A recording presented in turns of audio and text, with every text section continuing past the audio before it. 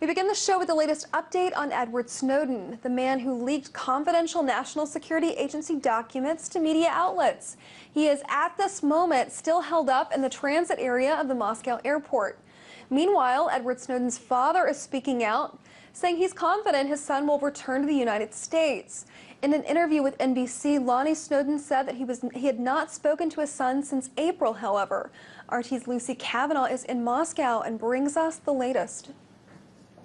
Well, it looks like the saga of Edward Snowden continues for yet another day. Of course, he's still presumed to be somewhere in the transit zone of the Sheremetyevo airport behind me, although he hasn't physically been seen since his arrival. As far as we know, Mr. Snowden has been accompanied by a woman named Sarah Harrison. She's a Wikileaks researcher. Now, the two had flown to Moscow on Sunday. They were supposed to fly to Havana the following day, but never ended up boarding that flight.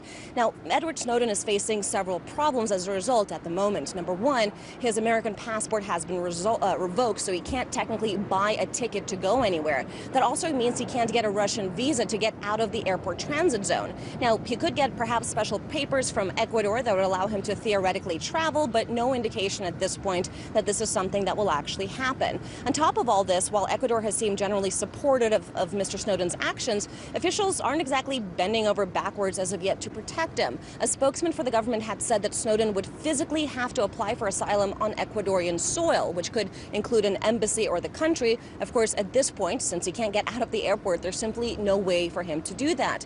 But it should also be noted, however, that Ecuador has also ramped up its defiance over the United States by canceling preemptively a special trade deal with the U.S. to thwart what it called blackmail by the United States of the country. In another cheeky move, they also offered a $23 million grant to the U.S., supposedly for human rights training in response to criticism over its own record. Now, the so-called transit zone where Snowden is free to roam is between the airport terminal gates and passport control.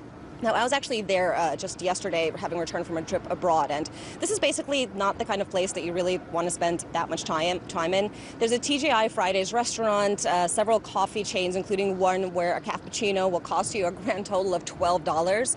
There's also a small hotel where you can book a tiny little room, which basically comes with a bathroom and a nightstand. It's been thought that Snowden perhaps might be in that room, but officials haven't confirmed that. We have to keep in mind that there's a number of reporters who are also staying there in hopes of catching sight of Edwards, and they have not been able to do that for days. So really a lot of mystery about where he is.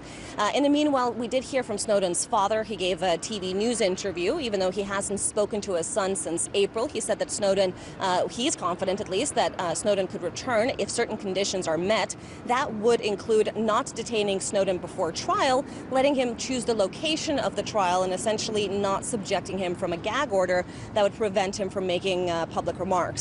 He also expressed concern that Snowden may have been manipulated by others. He named Wikileaks as one example. He criticized also the group for essentially saying their focus isn't really on the U.S. Constitution, but on releasing, quote, as much information as possible. So at this point, it looks like he's just a father who wants his son back. The hunt for Edward Snowden continues. That was RT's Lucy Kafanov in Moscow.